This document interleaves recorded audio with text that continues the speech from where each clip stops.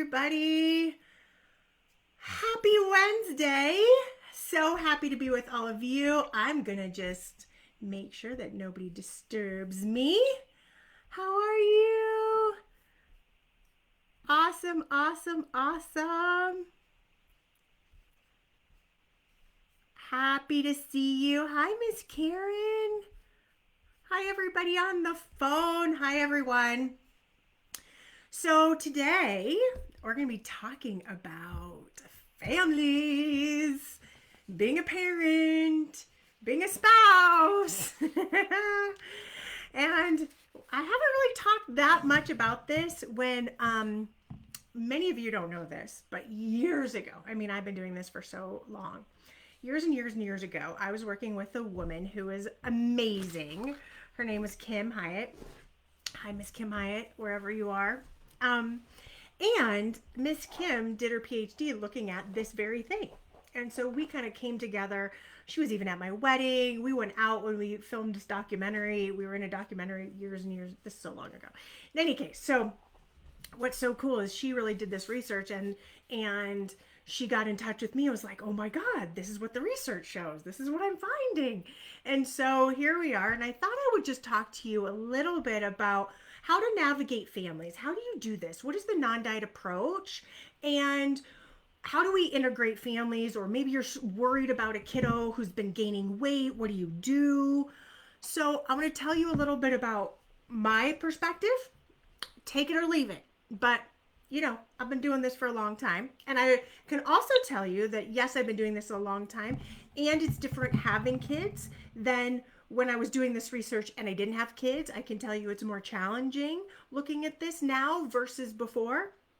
So I want to just give you an overview. I took a lot of notes. Y'all took lots of notes. So if I look down at my notes, don't be offended, but I want to make sure I'm giving you all really, really good information so that you can walk away with some tools looking at how to navigate your families with if you're struggling with a kiddo having, struggling with weight, or maybe you're doing a non-diet approach and your family's not. So we're going to look at this today, and I want you to feel really, really comfortable to share with me, ask me questions. I want to be able to help and be your coach for this hour, helping you navigate this information because it can be tricky and and no two coaches probably have the same opinion, so I get that. I get that it can also be confusing.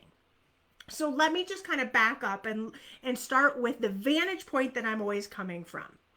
I'm coming from the vantage point as a coach where I'm looking at a non-diet perspective as it relates to food and weight, which means I believe that if you're in your body, listening and paying attention, your body will help navigate what it is that you want and need. Okay, so that's sort of the overarching belief. I also believe that most people who struggle with weight struggle for two reasons. One is because they're overeating. Two is because there's an emotional attachment to food. So those are the main two things. Now, yes, there can be a hormonal piece as well as inflammatory piece. However, the biggest two reasons that I've seen hands down relate to overeating and relate to emotional eating. Okay, so just kind of having that vantage point, I think that sets the stage from how I look and how I work with women. Now, I've studied hundreds of naturally thin men and women. I actually interviewed very casually many of these men and women, and what happened was these people kind of came into two camps, and I think it's important to understand these two camps.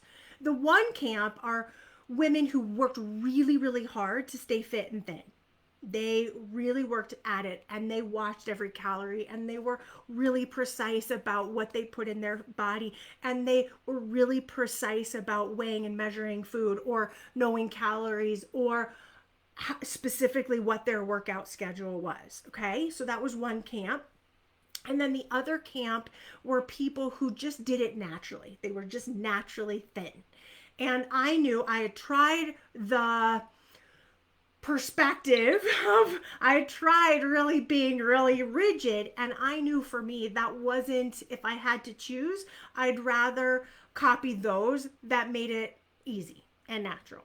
And maybe if I tried and really worked really hard and was like really, really tight with everything, yeah, I'd be down 10 pounds. But for me, mentally and psychologically and emotionally, I'd rather be a few pounds heavier and feel more at peace with food and more at peace with my body and not working so hard and having it consume me every single day. Okay. So let's take that perspective of looking at the people who are naturally thin. They don't work at it, they just are it. Okay, so I'm coming from that vantage point. And when I started to interview those people and ask them and understand how they relate to food and their families, I want to share with you what I learned. I think this would be helpful, and I think it would be helpful navigating this as a parent. I know it can be so challenging. Like, what do I do? Do I allow dessert? Do I not allow dessert? Do I give sugar? Do I not give sugar? How do we deal with this as a parent? And how do we deal with this as somebody who's part of a family structure? Hi, Miss Katie. Hi, Barbara. Happy to see you guys here. So I want to tell you how I work with my family and how we do it. And I have, let me tell you, 10 areas that I help my family and that I want to share with you today. Okay. So 1, I want my kids sitting down at meals. I want all of us sitting down for meals. We sit at a table. 1% of the time we're in a different situation. Like maybe it's a fun movie night and we're going to go up to my bedroom and we're all going to eat pizza and watch TV or something like that. But that's 1%. All the other meals, we're either eating at the kitchen table or we're eating outside at a table. This allows for us to not be distracted when we're eating. I believe that a meal time is bigger than just what we're eating. It's the connection. It's me hearing how my kids' days are. It's understanding my husband, talking through things that schedules and what's been going on and how life is and what we need from each other, what we're struggling with. I see the meal as just not about food, but about the experience of being together. So we eat at a table. We do not eat in front of the TV. My kids wouldn't even know what it's like to not eat at a table 99% of the time. So I really love that. Meals happen at the kitchen table. 2, if they aren't hungry, what do? You've got a kiddo who's like, I'm not hungry, or a husband who's not hungry. You're hungry. And I'm telling you to listen to your body and eat when your body needs food when you're hungry, but then you have a kiddo who's not hungry. What do? Well, so for us, we all sit down. Everybody sits down. Everybody eats together for breakfast and dinner and lunch, because now everybody's together, right? But typical school, they might not be with me for lunch. Let's say if they're at camp or school in a normal life. And so we all sit down together. If somebody's not hungry, they don't have to eat. But again, I like the experience of us being together. If somebody's just a little bit hungry, they just have a little bit. So we will see it in my family oftentimes that a family, let me turn that off, sorry, that a family member might not be hungry and they're just sitting and enjoying a glass of water or having some tea or engaging in conversation and not having food. That's totally fine. Okay, so everybody's hunger level is different. Everybody comes to the table knowing that we're all coming to the table with different hunger levels. And so the amount of food that we're going to eat is going to look different. Okay, so that's number 2. I prefer number 3, trying over force. I love my kids to try. I love trying new foods. I mean, if anybody wants to give me something I love Indian food so much. I love trying different delicacies and I want my kids to try different foods. I don't want to force it, But I do want them to try different foods, because how many times they've tried something that looked with their eyeballs absolutely disgusting, but actually tasted so good, and they would have never known unless they actually tried it. So I don't encourage them to, I don't force it. I don't say you have to eat this. I was like, oh, will you try it? I want to see if you like it. I made this. I really want to see if you like it. And because they want to make me happy, I want to make them happy, because we're a family unit, most of the time, they're so good at trying things. They've gotten really, really good at trying it. They might not like it. I don't ever force them to eat it if they don't like it. I don't have that approach. I remember being at daycare. I must have been like 3 years old. And I remember I had to eat this spinach, and their spinach was like nasty looking, gross spinach. And I could almost vomit thinking about it. Today, I love spinach. I love myself some spinach in a smoothie, spinach in salad, raw spinach, cooked spinach. Love it. But the way it was cooked then was so awful, and they made me eat it, and I hated every minute of that. I will not do that to my kids. But I do want them to explore different foods, because I think it's important for kids to have different options of food, try different options. And so I encourage, I never force. Okay? Four, how do you deal with desserts? How do you deal with desserts?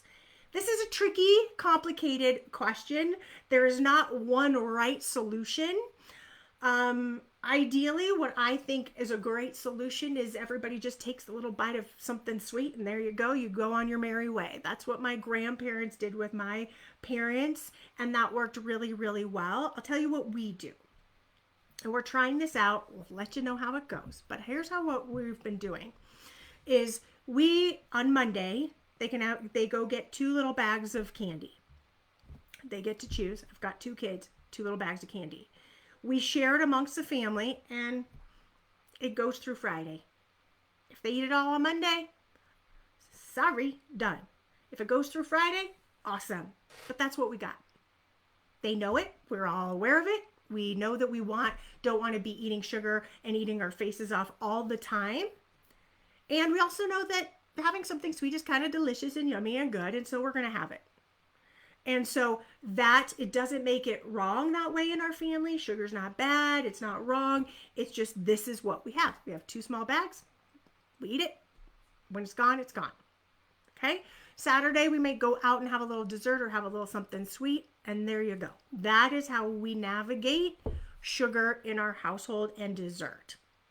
You may think that is very different than what you want to do. I'm just giving you a strategy of what I've used. The other strategy I've also used when my daughter was younger, she tends to be the one who loves sugar more than we all love sugar, but she really loves sugar. So one of the things that worked really well for her is I just say she had kind of like a bucket of candy that she got from like Halloween, and just anytime someone would give her stuff, she just put it in this bucket. And I'd say, okay, great, have 2 pieces. And every day, I don't care when, I don't care the timing, have 2 pieces. And that worked really, really well as well. I didn't say no. I just said, okay, have 2. You get to decide when you want to have them. If you have them early on, you had them early on. If you had them later, and we talked through it. We came to an agreement about what would work for her, what would work, what she thought was a good choice. She's also my kiddo who will also be this amazing kid and will go downstairs and start running on the treadmill or say to me, Mom, I'm going to go work out, because she's very physical and very active. And I love that about her. And I, of course, want to encourage her to continue to do that. And so she's pretty tiny as a result of that. And so that gives you some idea of at least how we structure it in my family. Dinners. Okay, number 5. Let's talk dinners. Dinners for me, I could probably avoid, and I'll tell you why. For me, dinners, I know some of you are like, I love making dinner. I love it. Well, for me, I don't love making food in general. I'm not, maybe because I struggled with my weight and it was always like, oh, okay, what should I do here? But I think as a parent, one of the things that's been more challenging are dinners, because for dinners, I'll make something and one kiddo will like it, another kid will hate it. And it's this stress of what do you do? And so here's what we've kind of come up with. We make dinner. If it's something I know one of my kiddos doesn't like, I will add something to it so that he or she can have that thing. But we make dinner. I am not a short order cook. I'm not making 3 different meals. I'm not going to do that. I'm not going to stress myself out that way. Here's what we got. Here's dinner. Enjoy, don't enjoy. If you really hate it all, go make yourself something, but I'm not doing it. I made something healthy. I made something that I think is a good meal.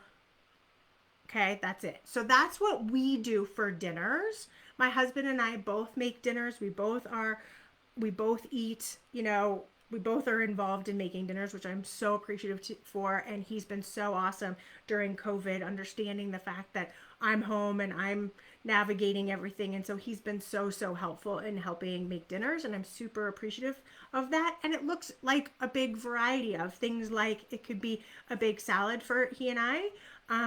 It could be steak, it could be chicken, it could be kebabs, it could be shrimp, it could be tuna fish, it could be taco night, it could be meatless Monday night, whatever, right?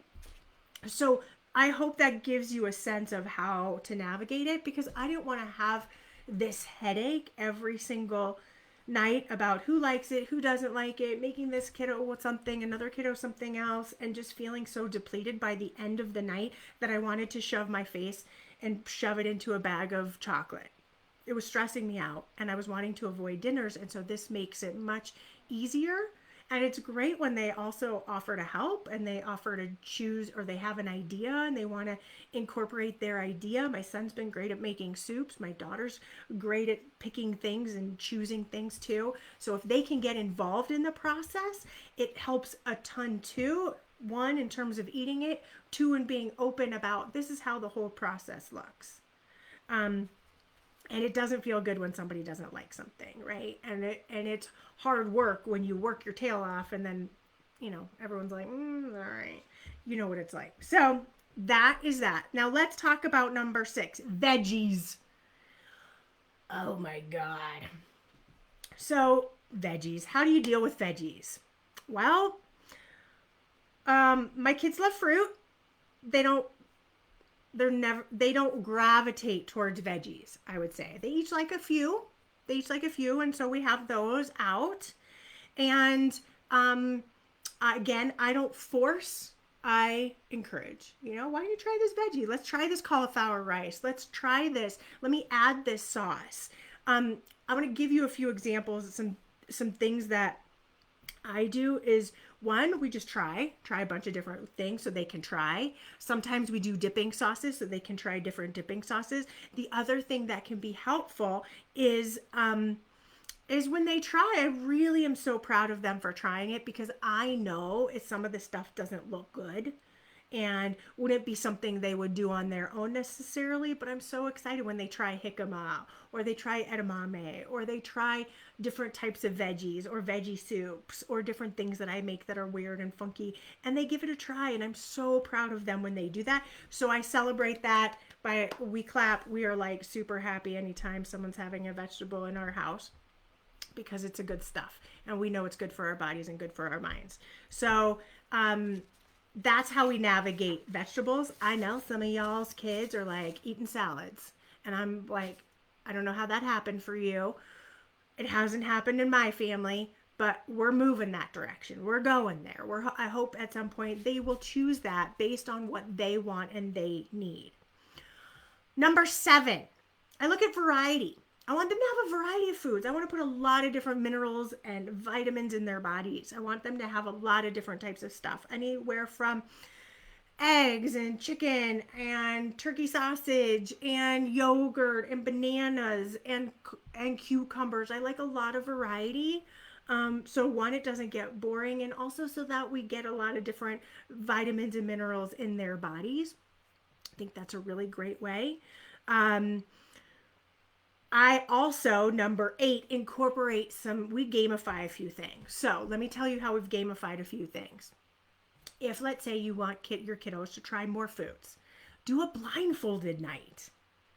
Incorporate a blindfolded night where what we did, and my kiddos were so cute and they helped me do this, we had all these little jars, out these little dishes, using my little dishes out with different sauces, and then they could try it. Do the same with veggies, do the same with fruit, do the same, so that it's fun. They get to try different things, and then we would label it. Okay, number 1 you don't like, number 2 you don't like, number 3 you don't like, number 4 you like, number 5 you like. Great. And we could see who liked what. And it was so fun to incorporate some games into things. We also love to incorporate veggies into smoothies. My daughter's really great at making her smoothie. Her smoothie looks different than my smoothie. I put a lot of grains in my smoothies, and because my son's been having smoothies since he was 2, lots of green smoothies, he's developed this taste for them. He can go really, really, really green. So spaghetti sauces, we incorporate some kale and some veggies. Different places we love to incorporate it just to make it added vitamins, minerals, nutrients for them without it being palatable, I should say. So we incorporate smoothies, juices. I love, we have popsicle forms, and we have a juicer. We also have a Vitamix, but they can smoothie it. They can pour them into the molds, or they can juice into the molds, and then they're getting real fresh veggies, fruits into those popsicles. And that's always really, really, really delicious. And even if you have kids that are like we do Spindrift here in my family, or if let's say a kid wanted to do some Diet Coke or something, you could have a little Sprite and fresh orange juice, and there you go. That could be, at least we're up leveling it a little bit. Okay. And let me talk to you about lessons learned. Like, if I were going to do this over again, for those of you who might be new parents or new grandparents, or you're thinking, oh, I'm just getting started in this whole journey. Let me tell you what I would have done differently. One, if I were to do it all over again, I would have given so many different veggies and fruits from 6 months on. Now, my kids are 8 and 10 right now, and so I don't know what the rules are, but when I was having these little guys, there were certain foods you couldn't introduce. Now they're saying introduce everything. And of course, you guys know I have a kiddo with a tree nut allergy, and so I was careful and cautious, probably more so than, I don't know if more so than I needed to be, but I didn't expose her to as many veggies as I did him. And he can do smoothies, he can do green smoothies, he can do stuff like that. He has more of a palate for it, and I think it's because I incorporate it so early, and he was such a big part of making green smoothies and whatnot, that it was just, I'd pick him up from school, he would come before his lunchtime, or before nap time, I should say. I'd sit him down by the blender, and he'd throw in veggies and fruits, and then he would drink it, and he loved it, and he'd help me. He'd go, no, let's add this or that, and we would do that. So that's a great way to involve your kiddos in fruits and vegetables, is with smoothies or with popsicles. But I would have exposed my kids way, way, way earlier, and to tons more veggies and fruits. That would be something I would, if I could go back, that's what I would have done. Tons. Just keep exposing. Even if they didn't like it, keep exposing. That's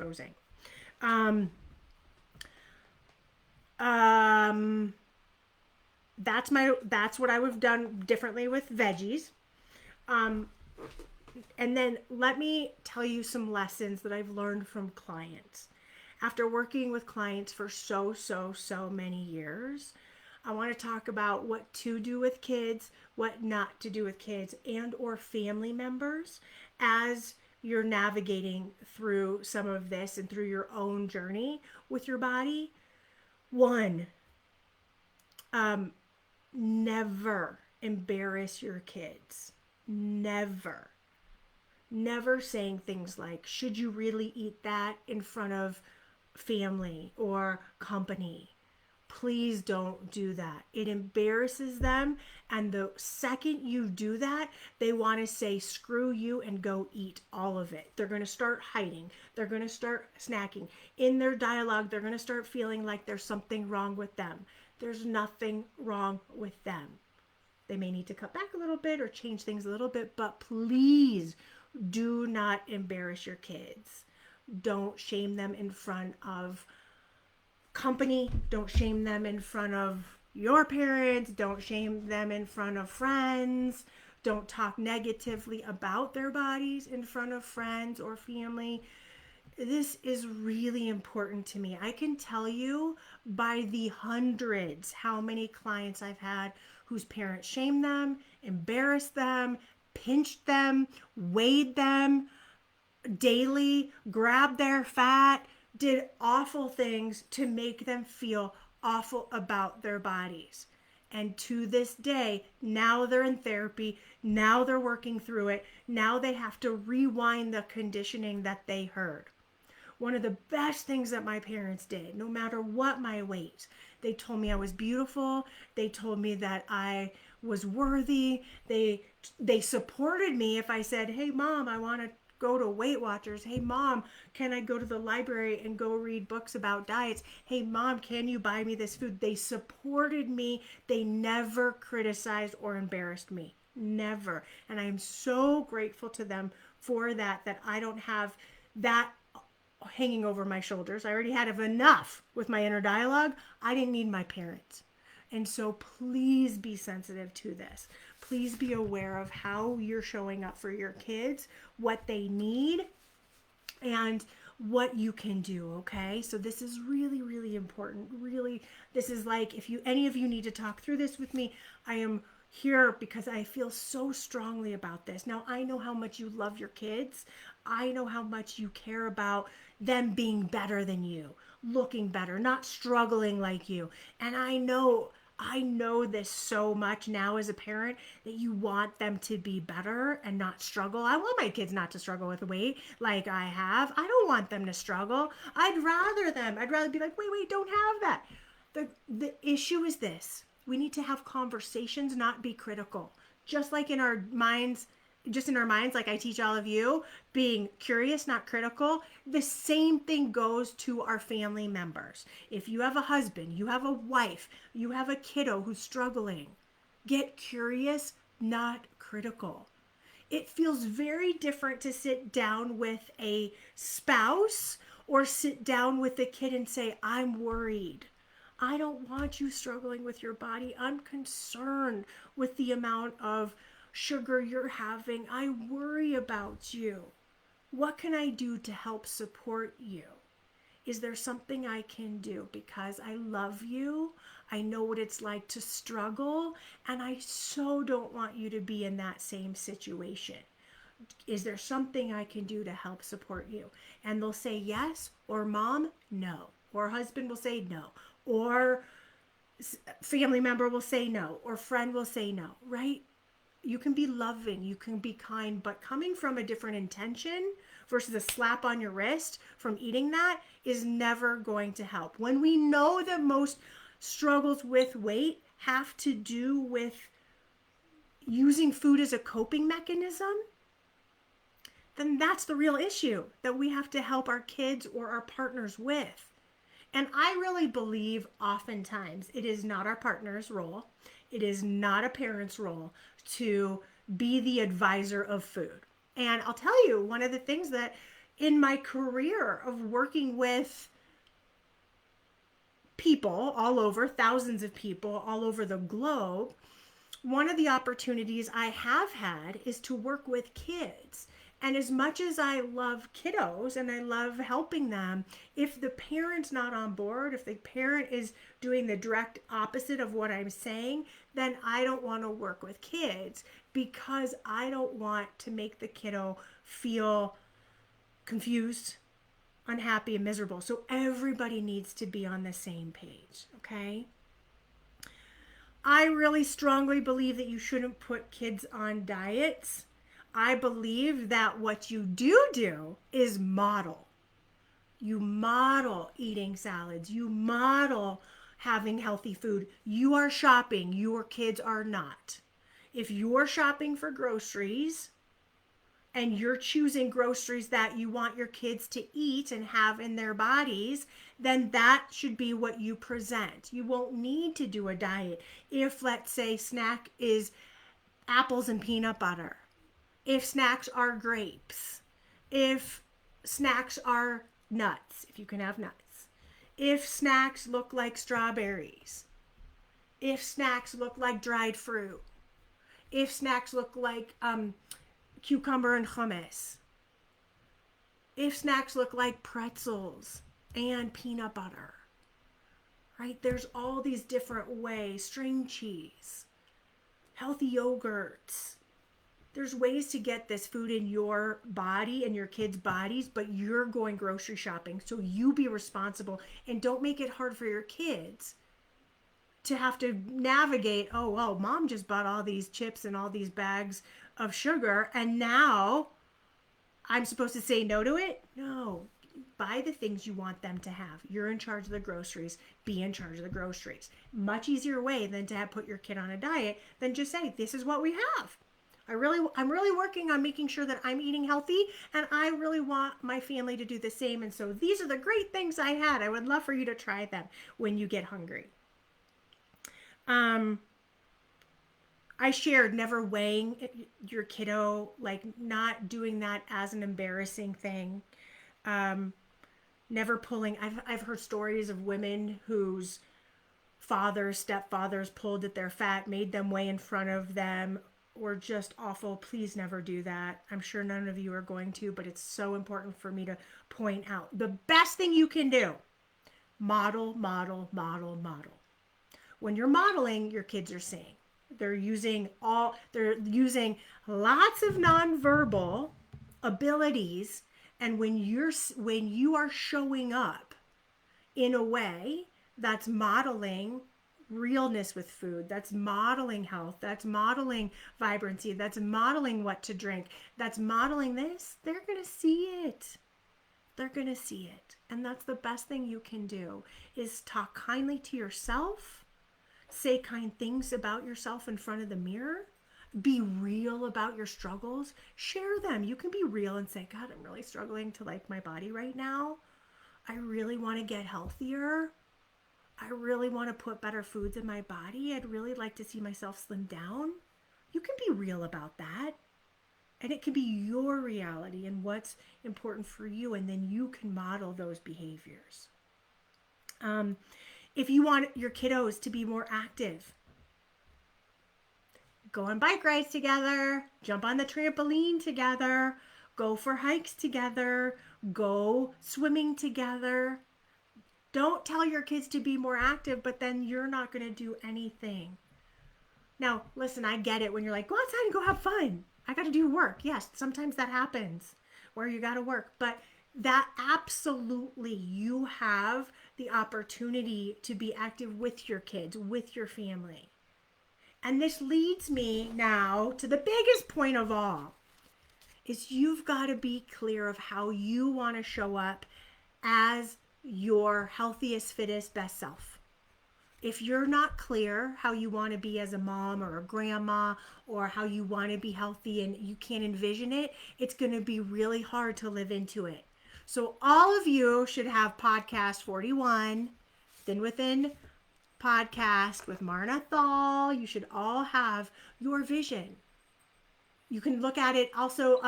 My 3-part free course will go through that. Have your thin vision. Know what you're moving towards. Know what you want to accomplish and what you want to create for your body as a mom, as a partner, as a loved one. And so how do you navigate this as you're losing weight? And let's say you're the only one who struggles, let's say, with weight. Everybody else in your family skinny, like me. Everyone's super skinny in my family. I listen to my body. I honor my body. I eat foods that work for me. I don't blame my family for craving sweets or eating whatever they want to eat. It's my husband's choice what he wants to bring to the table. If he wants, or when he goes grocery shopping, he may bring a bunch of things that are triggers for me. It's my choice how I show up in my body. But having a clear vision for myself allows me to keep staying motivated and connecting and using my intrinsic motivation and a strategy to keep connecting to that part of me. So that no matter what he shows up with, no matter what he's doing, no matter what my kids are doing, it's my responsibility to keep showing up the best way I can for myself. Okay? And so just remember, as we look at kiddos, as we look at family members, the best thing we can do is model what we want our kiddos to do so that they have that modeling. And then they get to choose what they want to do.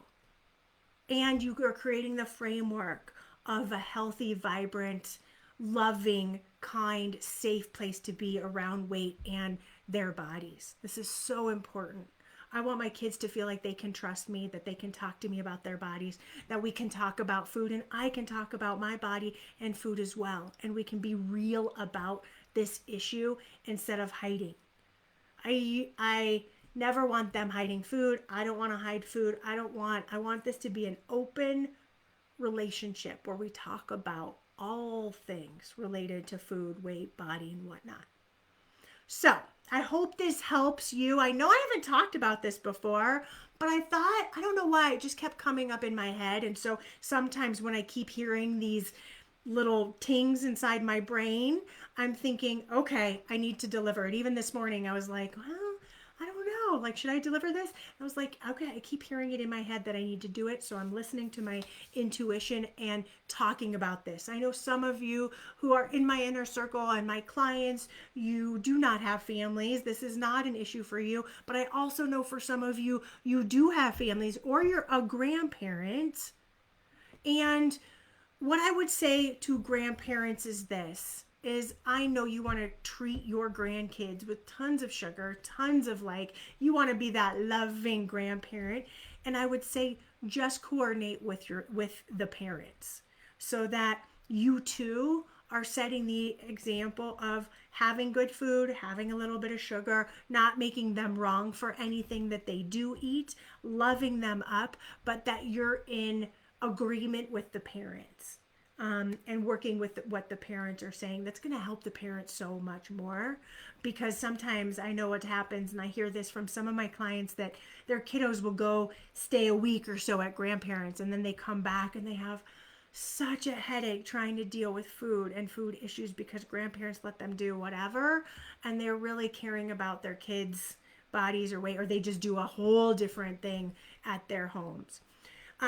Now listen, kids are so amazing and they're so flexible. So if you are a divorced family and you have one kid, your kiddos go to dad and then they go to mom's house and they alternate between, and mom is really structured with food and dad is less so, or dad is structured and mom less so, the kids can navigate it. Of course, they're going to know what they can or can't do with everything. What I will say is, best as you can, if you can get on a similar page around, let's say you have a kiddo who's gaining weight, or you're unhappy, or you're worried about your kiddo, if you can get on the same page and maybe have 2, 3, 4 things that you can be on the same page about in terms of,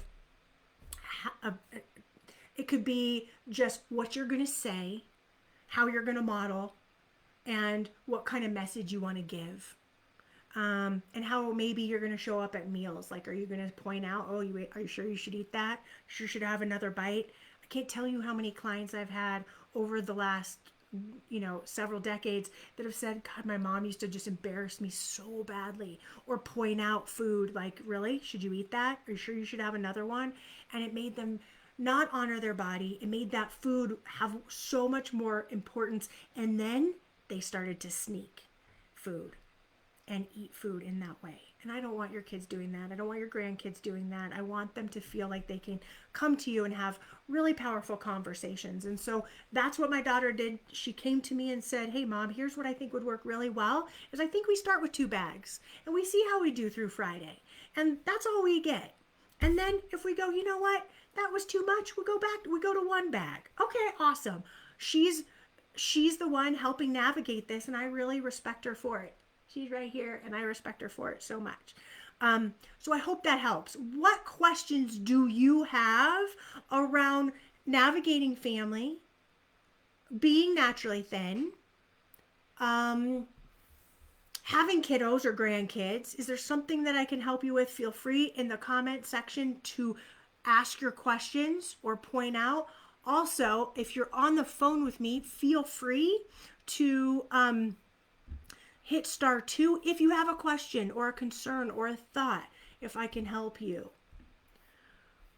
This is also good if people don't have kids but can relate to what you're saying because they heard hurtful things when growing up, or have a parent who was an emotional eater or eating disordered and modeled that. Yeah, I cannot tell you how many people, I mean, I tell you this all the time, you guys, that there are two types of people that I started this when I was 22 years old. When I was 22 years old, I remember people just kept coming into me and they had two major issues. One was abuse, and the other was a parent or a loved one who raised them that was either really concerned with their own weight, like a mom who was super concerned with their own weight, or a grandma who was super concerned with their own weight, or a mom who was concerned with their kids' weight, with my clients' weight. Absolutely, this relates to you, and this is definitely, it's that important that we be aware of what we're saying to ourselves, as well as what we heard during our childhood and why we ate for it. What happens when there's no support? All right, Jean. Awesome. Welcome, Jean. I'm so happy that you're new in here. Jean, okay, I want to know a little bit more what you're saying. When there's no support, like you're the only one in the family who's trying to model something healthy, or you are with, it could go so many different ways. Like you could have a partner, you could have a husband who doesn't care what he eats and he's just like, whatever, it doesn't matter what the kids do. Then it's up to you to just be the model for yourself and you just do the very best. Or do you mean like you have a husband or a wife who points out things like, ooh, should she really eat that? Ooh, should she really eat that? Then if that's the case, if you have a partner or that points this out, or a parent who points this out, then it's important to have a conversation. Yeah, it's important to have the conversation with them, that pointing it out is only going to make the matters worse. Pointing out good behavior is going to make the situation better. So things like, oh my God, I'm so proud of you for eating that vegetable. That makes me so happy to see you put new vitamins and minerals in your body. I had a friend who had little ones and she would always call it muscle food. Like, that is such good muscle food. Awesome job. You're really building up your muscles. I think really bringing in these areas of reward and recognizing when our kids do really well, like when they choose foods that are so good for their bodies, and when we're really proud of them, to acknowledge that and to lessen the energy when they're eating foods that aren't as good for them. And I know, I thought this was going to be so easy. I'm a weight loss coach. Oh my God, this is going to be so easy having kiddos. I'm just going to let them eat whatever. They're going to listen to their body. And then even still, when I see like, okay, can you please have something healthy? Can you please eat something that has some nutrition value, please? Then, I kept myself saying that and going, okay, wait, I just really, and then if I can then follow it up with, hey, listen, I love you so much. And I do want to make sure that you're eating some foods that give your brain and your body good nutrition. And listen, there's a difference. Like having really good fats for their brains is so important. And we're not crazy about food here. I mean, we definitely eat pizza. We definitely have a whole variety of stuff. My husband's always been skinny. He'd be happy eating hot dogs and tater tots every night. He really would. And maybe some chicken and steak. For me, I care more. I've struggled more. And so for me, it's about being that model and saying, can we do chicken? And it's about me sometimes being the one who's like, here's what I'm making. And it's super healthy. Enjoy. My husband's happy also to have a big old salad with some beans and chicken on it and be happy about that. He doesn't really care what we eat, but so he's happy doing salads. He's happy following whatever that looks like. And he knows what I want to eat. It's been so many years now. He knows that having some really good protein and good quality fats is what I try to do at most of my meals because it makes me satiated and makes us feel good. Or otherwise, 2 hours later, we're all hunting for food. And so we want to be satiated. Hubby does not care what we eat, likes fast food. Mom is the one who criticizes choices. So, Jean, this is a tricky situation. You're kind of squashed in between these two worlds. So, we can like fast food. We have fast food here in my house, whether that's good or not, whether you want to judge me or not. We have some fast food here in my house. What I do is I typically have a salad.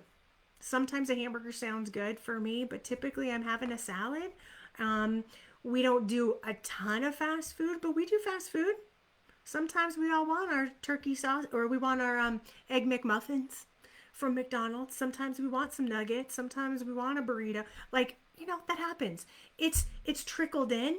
Does mom need to know about where you go to eat? That would be one. Mom doesn't need to know always. Hubby doesn't care. So now you have to have a conversation with hubby. What's the middle ground? What is that going to look like? What do you want it to look like? So first, Jean, I want you getting really, really, really clear of what you want it to look like. So you have 2 kiddos that eat great, 2 kiddos that are sugar hounds. Okay. So publicly saying how amazing you think your 2 kiddos who eat really well are, letting them know, like, that's awesome. I'm so proud of you for eating those vegetables will inspire the other kiddos. So if there's 2 kiddos that eat really great alongside you, then there'll be 3 of you and 3. See how that shakes out in the wash. I mean, there's only so much we can do. What I would say is let's take care of you and you be the model and not make yourself nutty crazy about it, but coming up with maybe some systems that really work for you and your husband that he can get on board with. I think that would be a really good strategy. Michelle, you say, I realized I was saying some of these things when my grandkids stayed over. I will use your ideas on them instead of telling them no desserts unless they eat everything. So many people do this. And listen, you may go, hey, Marna, I don't care what you say. This is what I'm going to continue doing. That's fine. Here's what I can tell you. I've literally worked with thousands of women who then tell me I was told to eat everything on my plate so I could have dessert. And so now I struggle with and I want to eat everything on my plate and have dessert. I'd much rather your kiddos eat until satisfied and then have a couple pieces of chocolate and be done. Like, okay, done. Having to eat everything on our plate means that basically we're going to bypass our natural body's signals that tell us how much to eat. Like, you wouldn't tell your kids or grandkids, just giving a different visual of this, like, go sit on the toilet and I want you to sit there until you're done pooping when they don't have to poop. Right? No, you just keep sitting there. I don't know. You be there for 5 hours, whenever it takes, just until you defecate, to be proper. Right? It's kind of the same thing. We don't want to just keep saying eat, eat, eat, have all of it, and then you get rewarded for eating all of it. Then what I'd rather it be is eat, and you can always say you could be like, have one more bite of something healthy. You can always do that. Let's just have one more bite or 2 more bites of something healthy, and then we'll have 2 little, and then we can have some whatever if you have dessert for dinner. You'll have 2 little things of chocolate or whatever that might be. The difference is you're encouraging your kids and grandkids to listen to their body, to eat some good quality food, and then we have a little bit of dessert. Maybe. Some of you say, I don't want to do dessert. I want to leave dessert for just Friday and Saturday nights. Or we don't do dessert at all. We don't do any sugar. That's totally fine. That's totally your choice. I think it's amazing. I'm not sure how you do it. I think it's awesome. But I just wanted to give you kind of a framework for how we do things, how we navigate this. I'm certainly not a child eating expert. I am a mindset expert. I am definitely aware of what things have happened to adults as children and how that impacts them from a food and weight standpoint. And so knowing that has informed my decisions about how I relate to my kids. And that I just wanted to share with you today because it's a topic that I think is important to share. Okay? So, look at this. Uh, take one idea and implement it if it resonates with you. This is a very personal situation, a personal way to raise your kids and grandkids. And I recognize that you might have a similar opinion or something very different, but I just wanted to share with you what I've seen, what I've learned, and what I do. All right, everybody. Have an amazing, amazing day. I will have this on the podcast for you tomorrow on Thursday for you to listen to and enjoy. And hey, listen, if you have a mom or if you are a grandma and you know other grandparents that are struggling with how to navigate food, hopefully this provides some information that they can use. And I would really love it if you shared it. Share it to your Facebook group, share it on Facebook or Instagram. Let them know that this is an option if they have a kiddos and they're not sure how to navigate the food situation. All right, everybody, wishing you a beautiful, beautiful day. Bye.